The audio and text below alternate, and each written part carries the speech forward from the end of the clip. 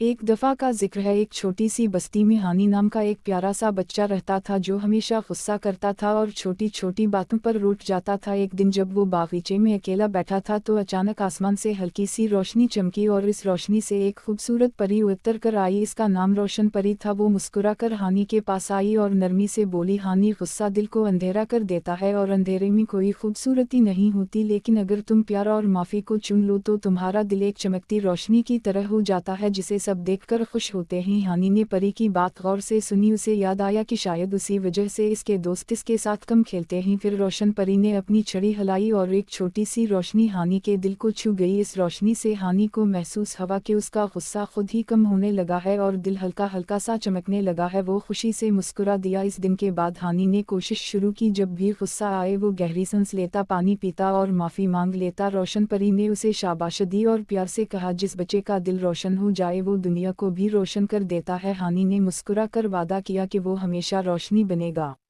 नतीजा: इस कहानी का सबक यह है कि गुस्सा दिल को अंधेरा करता है, जबकि प्यार, माफ़ी और नरमी इंसान के दिल को रोशन कर देती है।